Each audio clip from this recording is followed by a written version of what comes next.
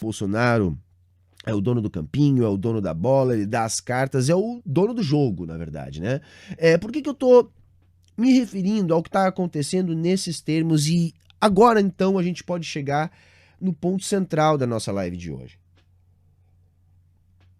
E tem algumas coisas que eu quero analisar com vocês aqui para a gente entender ou para a gente construir junto um entendimento, assim, melhor dizendo, a respeito da nossa conjuntura.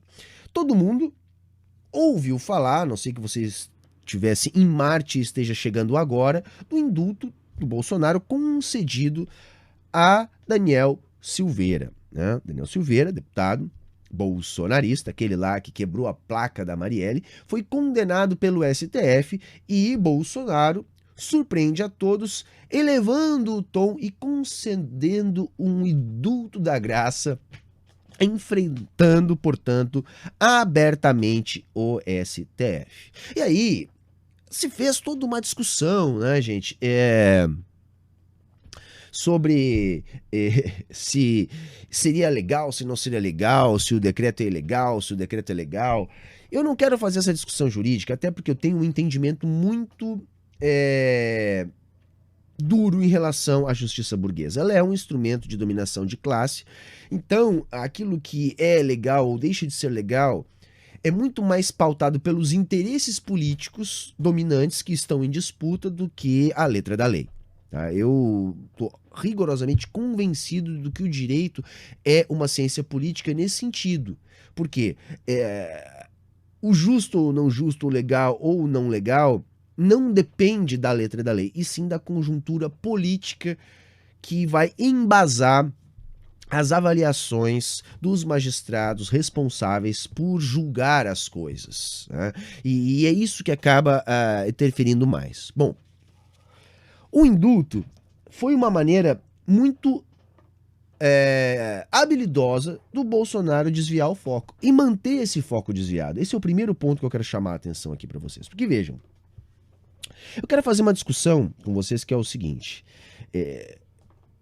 Na democracia burguesa, no capitalismo de modo geral e sobretudo no capitalismo dependente, as diferenças na qualidade de vida impostas à classe trabalhadora por um governo conservador liberal que é o do Bolsonaro ou por um governo social liberal como foi o do PT, elas não são tão grandes. O que eu quero dizer, gente? Não muda escancaradamente a vida da classe trabalhadora a ponto da classe trabalhadora compreender, em sua maioria, o que ela perdeu.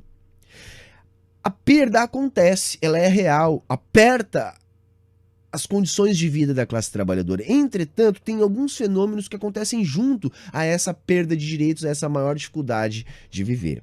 Uma delas é a própria alienação. A alienação, ela é inerente ao capitalismo, e quanto mais proletarizado o trabalhador, quanto mais submetido a cargas maiores de trabalho, mais dificuldade esse trabalhador tem de compreender as estruturas políticas que ele está submetido.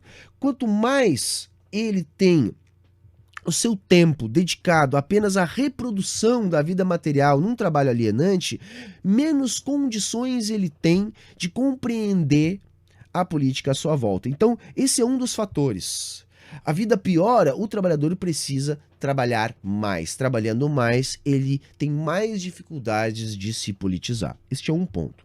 O outro ponto, gente, são as próprias estruturas de dominação de classe, os aparatos ideológicos de dominação de classe, que estão cada vez mais sofisticados e que também bombardeiam a classe trabalhadora, tentando turvar ainda mais essa percepção.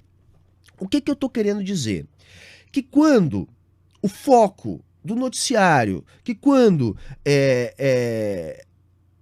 aquilo que está na pauta deixa de ser a inflação, o desemprego, a piora das condições de trabalho, a desindustrialização, quando isso deixa de ser o foco, fica mais difícil para a classe trabalhadora perceber a piora nas condições de vida. E o Bolsonaro conta com isso, porque a piora nas condições de vida, ao longo desses últimos 4 anos, ela foi flagrante, não há o que se discutir. Então ele tem que tirar o foco disso. E esse tipo de jogada é muito boa, porque não há como não haver uma reação em todas as mídias sociais, em todas as mídias de massa, em relação à atitude do Bolsonaro. Isso vira a pauta, então sai a pauta do desemprego, sai a pauta da carestia, e isso se torna a pauta. E aí fica havendo uma discussão sobre o formalismo jurídico, pode, não pode, o que vai acontecer.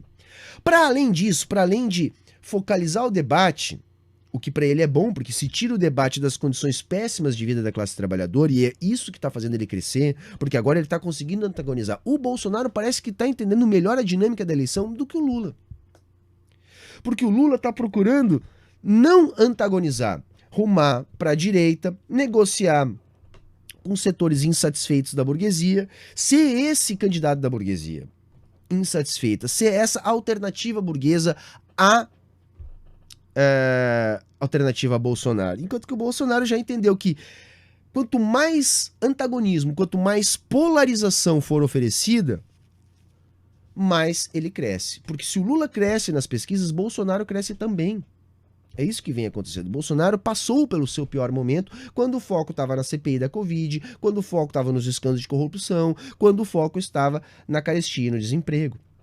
Bolsonaro parece ter entendido melhor esta dinâmica. Então, com essa ação em relação a Daniel Silveira, independente do desfecho, ele consegue colocar o foco onde ele quer, que é na polarização, no antagonismo, porque aí ele está antagonizando o STF, ele está antagonizando o Lula. Ele alimenta a sua base bolsonarista com o discurso que ele já vem fazendo há muito tempo de que o STF está tentando implantar uma ditadura e impedir ele de governar. Outra coisa que é importante é a gente perceber que o Bolsonaro tem sim um ímpeto golpista. Ele tentou isso, não conseguiu, não reuniu força suficiente entre os militares. Mas para se dar um golpe, a gente tem que ter apoio militar, a gente tem que ter apoio civil, a gente tem que ter apoio empresarial, a gente tem que ter apoio de grupos de mídia e tem que ter um ambiente político que proporcione tudo isso. Gente, isso não está tão distante assim, como não estava lá quando ele tentou o golpe no 7 de setembro. E não é porque naquela vez ele não conseguiu apoio suficiente que não necessariamente ele não consiga mais. Não é também aqui o que eu estou fazendo um discurso alarmista de que nós estamos nas portas de um golpe de Estado, de um autogolpe do Bolsonaro. Não é isso. Mas ele vai tentar sempre com isso. E ele aproveita que cada vez mais consenso que os militares tutelam a República. Né? Quando o próprio PT vai perguntar aos militares se o Lula ganhar, vai poder assumir.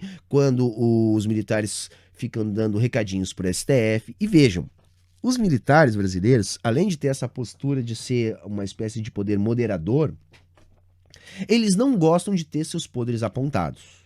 Tá, gente? Isso tem que ficar bem evidente. Por exemplo, muito do que aconteceu, tá, com a Dilma e com o PT em 2016, claro que não tudo, mas muito do que aconteceu, tem a ver com o simples estabelecimento da Comissão da Verdade. Os militares não querem jamais lavar a sua própria roupa suja. Eles gostam de se vender de uma maneira que eles não são. Então, qualquer coisa que ponha em risco essa imagem os incomoda. E vejam, os incomodou a divulgação dos áudios da tortura. Embora a decisão da justiça seja de 2017, isso veio à tona agora. E os militares ficaram visivelmente incomodados com isso, da mesma maneira que ficaram incomodados lá com a Comissão da Verdade. Então, por exemplo, no caso do induto ao Daniel Silveira, há flagrantemente um aval de setores significativos dos militares. O general Heleno se pronunciou dizendo que agora não cabe ao STF reagir ao indulto. Os clubes militares, né, também fizeram declarações, emitiram nota em tom duríssimo contra o STF. O que eu quero dizer, gente? O Bolsonaro vem sustentando um discurso contra a corte. E não é só a questão da divulgação dos áudios, é também a questão da liberação do Lula. Os militares não engolem que o Lula tenha sido liberado para concorrer. há uma ala que já comprou a tese golpista, que já comprou a tese, inclusive, de que o STF estaria contra o Bolsonaro. E é compreensível, gente, porque são pessoas altamente suscetíveis a cair nas bolhas bolsonaristas. São seres humanos inseridos em determinados estratos sociais, altamente alienados das condições da classe trabalhadora, têm super salários, têm pouco trabalho para executar, muitos são aposentados desde jovens e gostam de ser bajulados, como o bolsonarismo bajula os militares. É um governo militar. Então, muitos desses militares também querem manter os seus privilégios e veem em Bolsonaro uma chance de não só manter, como ampliar os seus privilégios. Então, é complicado, gente. Os militares foram convidados a serem os fiscais das eleições.